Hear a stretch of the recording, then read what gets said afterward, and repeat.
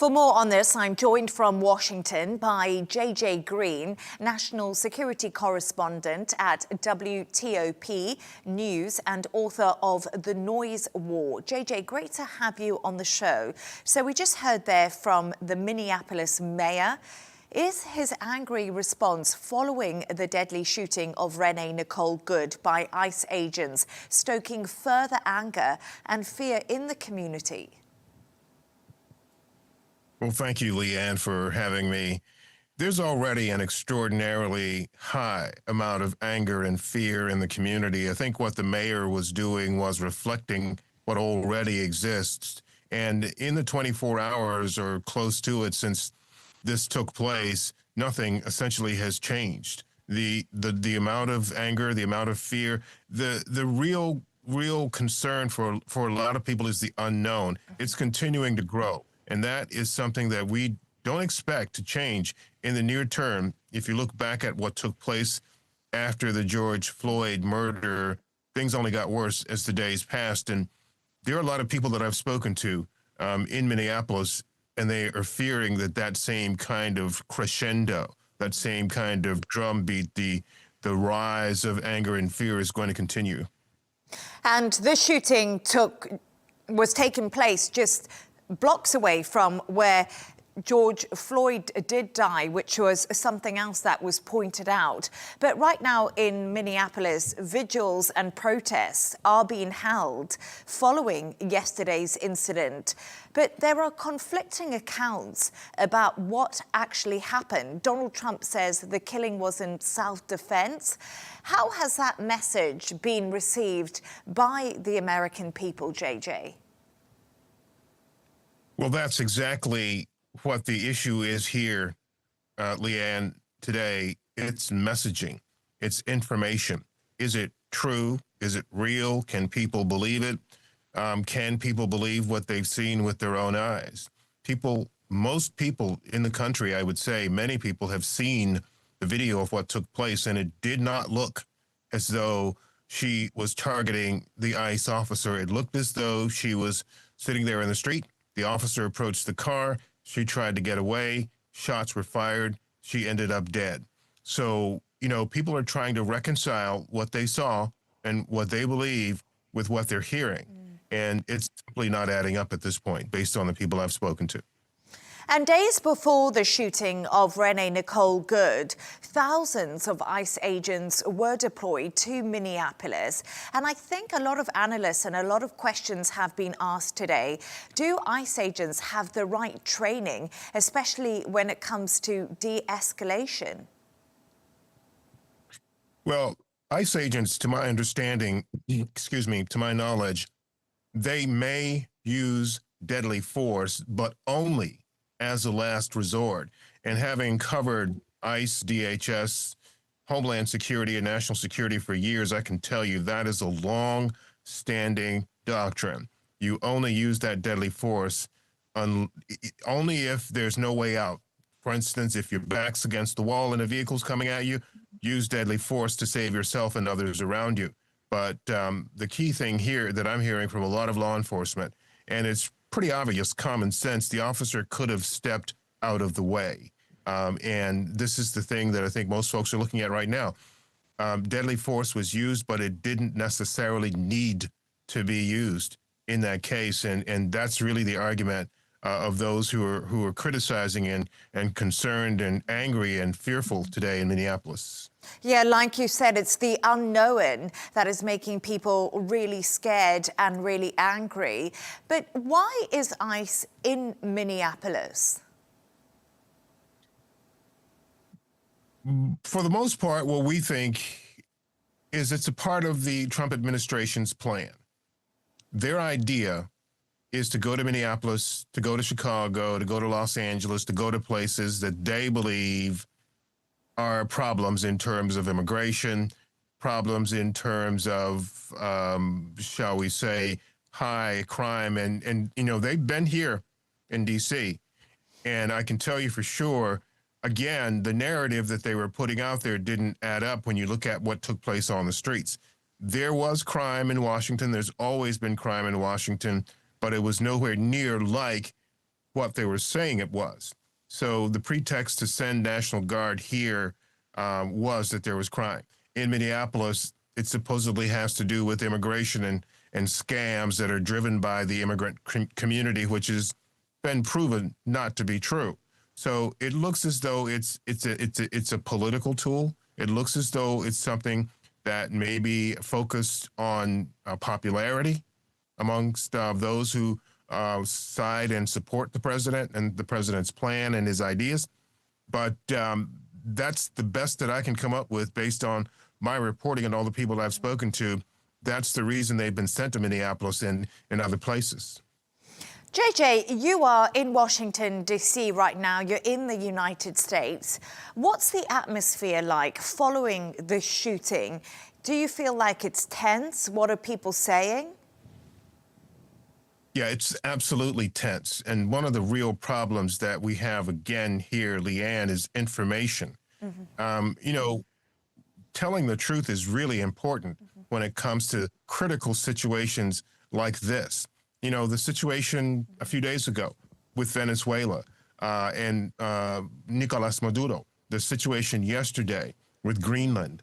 You know, a friend of mine asked me not too long ago, where are you headed next? Because usually I am in conflict zones or en route to one all the time. And I've said to that person, this is the conflict zone right now, here, the U.S. and in Washington, in part because of many of these things that have been taking place.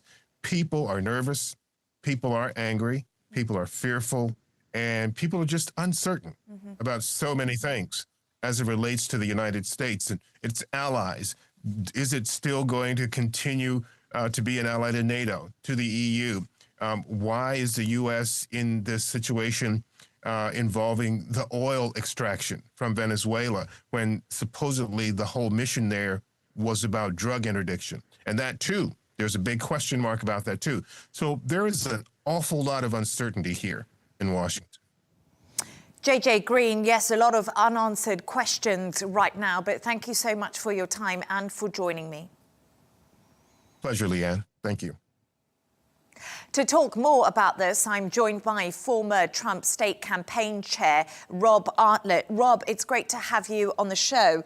I don't know if you heard what my guest was just saying to me about the atmosphere right now in the US, that he feels that the war is almost on the streets there, and that's how people are feeling. They don't feel like they've been told the truth by those in power. What do you make of what he told me? Yes, it was always a pleasure and an honor to be with you and your audiences. Thank you for the opportunity. Yes, I was certainly listening with JJ very intently and very thoroughly. And I was somewhat agreeing with many things that he said until he said that there was no evidence of any fraud. And then I think that is very responsible of him to make such a claim, because it is just the opposite, I would just say. But let's stay focused on what we're talking about here. And that is that there was a car with a female driver in it blocking the road. The question becomes, why was she there? What was she doing? And at the end of the day, you had a law enforcement officer approach the car because she was impeding them from doing their job. And they were likely going to arrest her for doing such a thing, because that in itself is a criminal act. And once she drove away, and there was another officer in the left front of the car, not the officer that approached her at the driver's door, but there was another officer that ultimately felt that his life was at risk. And when she decided it was her choice to drive that car no longer became a car, but it became a lethal weapon. You have to understand what her actions caused. Why did she do that? Why didn't she just comply with the officers, the law enforcement? Again, they are law enforcement. What are they doing there? Well, they are there to enforce the law. She broke the law by blocking the road. She further created a criminal act by driving away and using that car as perceived by the officer as a deadly weapon. He has every discretion He is there on site. They have full training. These are law enforcement officers. These are not security guards. These are law enforcement officers who have full training. And what they did, apparently, based on the video evidence, multiple angles, not just the one that we've seen on your show, but there is another one from the front that you can see that other officer about to get ran over, he believed, therefore he shot. So at the end of the day, let's talk about the full context of the story, not just the act of one shooting another person. Why was she there? Why was she criminally wrong for not getting out of the car, complying with the officer? And then thirdly, why did she drive away and all of a sudden use that car as a deadly weapon, perceived to be used as a deadly weapon? Rob, many people are saying, and they've watched the same video as you, and I want to put this argument to you, that the agent positioned himself in front of the car. This is something not normally recommended for law enforcement to do. And we do know that there has been unrest with ICE agents in Minneapolis. It's continuing today. But a lot of people will be watching this video and almost seeing shots fired at point-blank range at somebody's face in a car. Does this indicate a lack of training, a lack of de-escalation? Well, that will be of a public opinion as well as a legal opinion at some point in time. But what we do know is what we can see. And I would also say this, and if we want to talk about de-escalation, let's talk about the mayor of Minneapolis. Let's talk about the governor of Minnesota. I can speak firmly on this because I am a formerly elected official. I am a community leader. And what they do is absolutely irresponsible when they make the claim that ICE, i.e. law enforcement agents, need to leave their town and that they're not welcome. I want you to think about that statement from elected officials that are there on site and within the state. That, in my opinion, as a formerly elected official, is completely irresponsible of any elected official.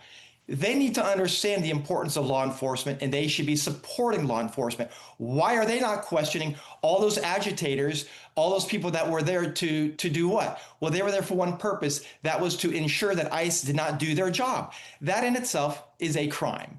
And so they can protest all they want, but when they impede ICE agents or any law enforcement agent from doing their job, that is a criminal act. And I would encourage the elected officials to understand what their role is. When they took that oath to uphold the Constitution, and therefore, by those comments alone, they're not doing just that. They are not. And I think they themselves are fully responsible for further agitation and further concern within their own communities based on their own comments. And Rob, as an elected official, what would you do right now to try to de-escalate things? Because like you said to me, the Minneapolis mayor is almost escalating and flaming the tensions, according to you. What would have you done differently?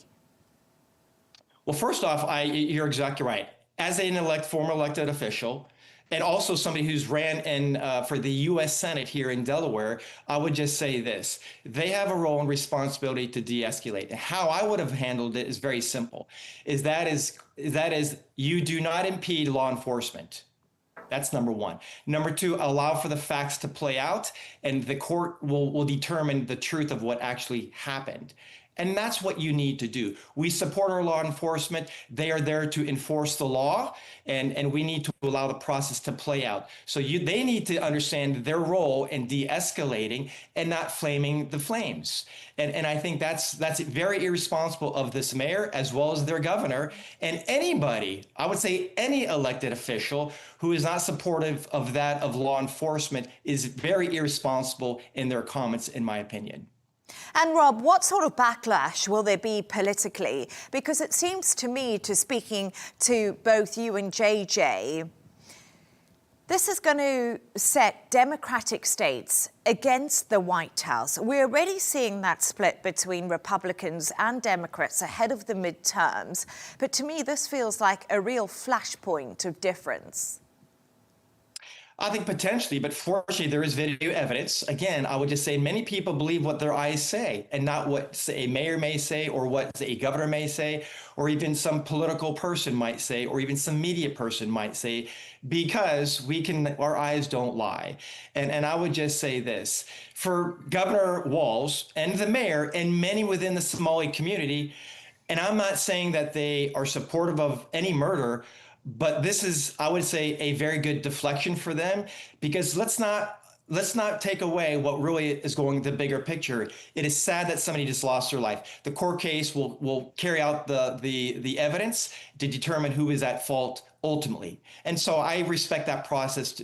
But the bigger picture here is this: massive, I'll say massive billions of dollars of fraud and abuse has been exposed in Minnesota. And I think you have to understand that. That is the bigger story here. That is why ICE is there, because there are many illegal, apparently some legal, some illegal people are there stealing from the American taxpayers, stealing. And so that is the bigger story. That's exactly why ICE is there. And that's exactly why those protesters were there, because they didn't like that. So at the end of the day, let's stay focused on the bigger picture. And that is massive amount of fraud and abuse by the taxpayers, by those that have all these daycares, that have all these home-based businesses, if you would. And that's a big problem. And the governor knows that. That's exactly why he chose not to seek a third term. Rob Artlett, thank you so much for joining me. As always, good to have you on the show. My pleasure. Thank you. Thank you.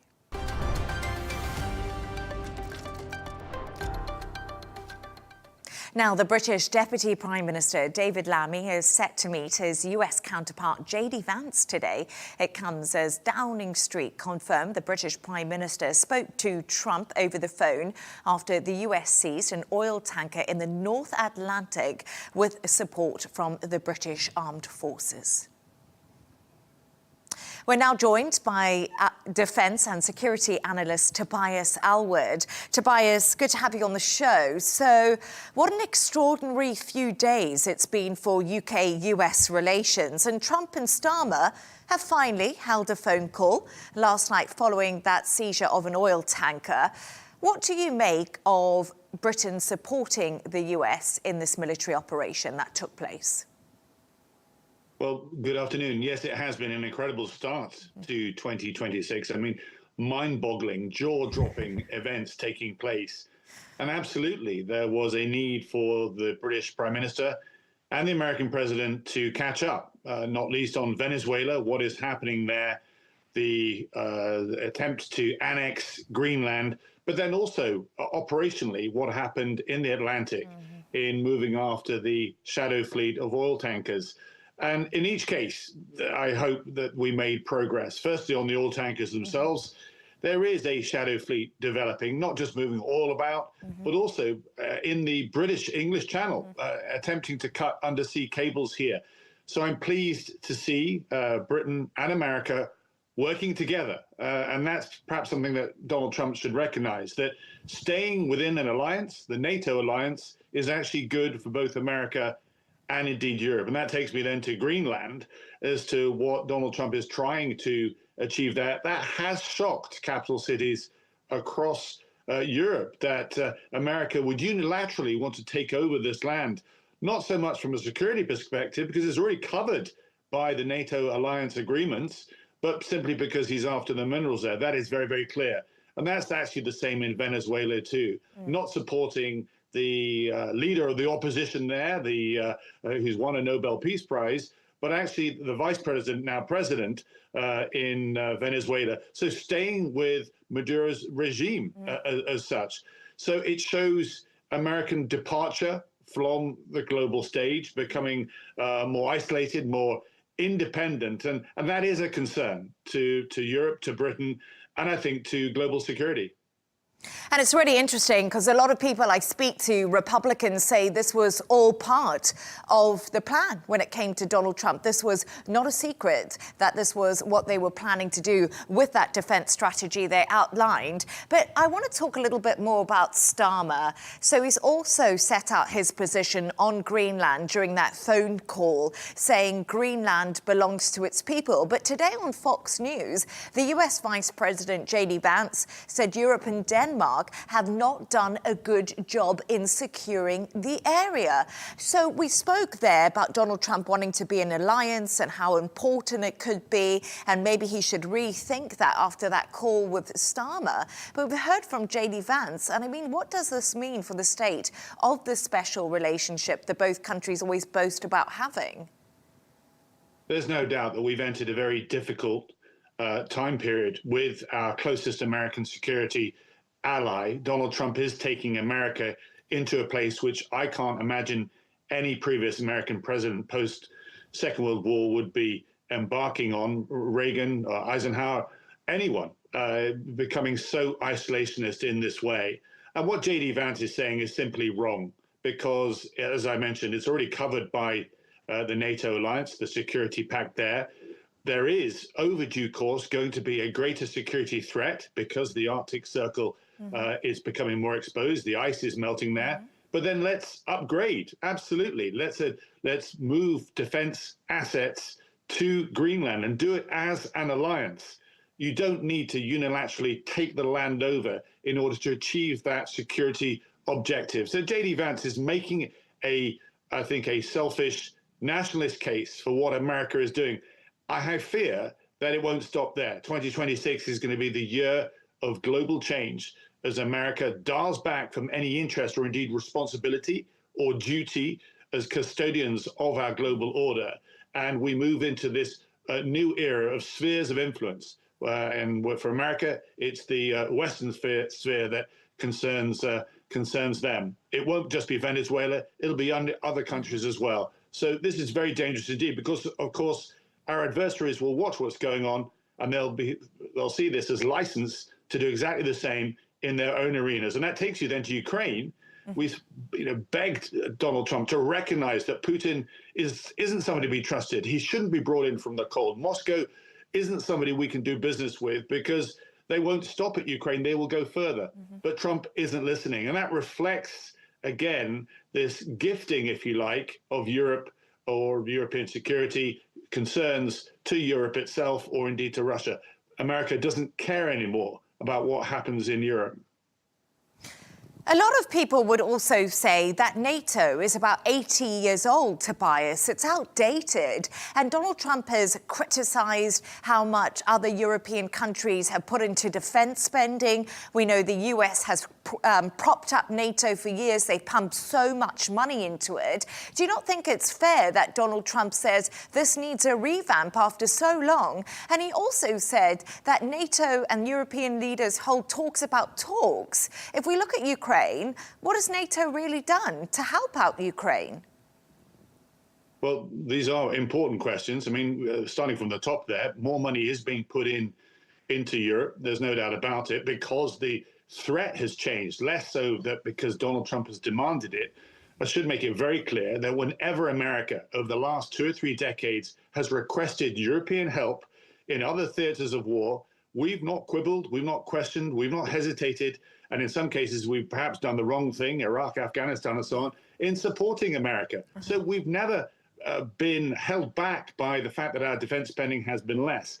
The second point to make is that it's in America's interest for Europe to remain strong.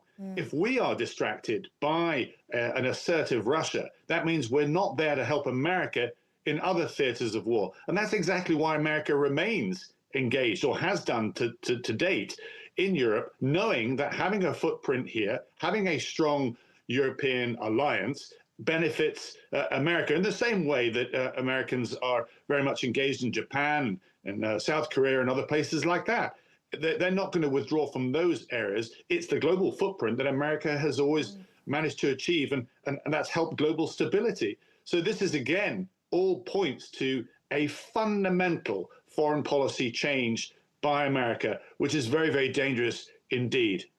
Yes, it's dangerous, and Tobias, like you said, it doesn't appear to be stopping at all. But let's talk a little bit about David Lammy, because he's set to meet his US counterpart, J.D. Vance, today. And we've spoken about all the divisions over Ukraine, divisions over NATO, divisions over Greenland.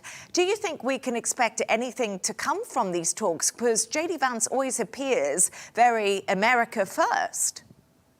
He does. I remember being in the room at the Munich Security Conference, when he said the problem isn't Russia, it's Europe and within, even citing Britain having problems to do with freedom of speech, citing an abortion clinic in Bournemouth where I represented. It was completely out of place. He was making it up. Nevertheless, this is what America is on, a mission to rewrite the global order, to step back from any engagement with other nations, move to a more transactional approach, even if that's with adversaries such as Russia. And that's what Greenland is all about. I hope we take a more affirmative footing. As I stress, it's our closest security ally. But sometimes America needs to hear the harsh words from allies. We spent a year, on bended knee, trying to persuade Trump to distance himself from Putin, and we continue to fail. We should have put that fire out absolutely months ago. We've not done so. You made the point yourself. NATO could have been far more robust on that front. But that only happens if we've got American involvement, because they come with such might. And yet here we are, so many years later, and it still rumbles on. And there's also lots of questions about the British Prime Minister, Keir Starmer, if he's been strong enough. And that's a conversation for a whole nother day. Tobias Alwood, thank you so much. Thank you.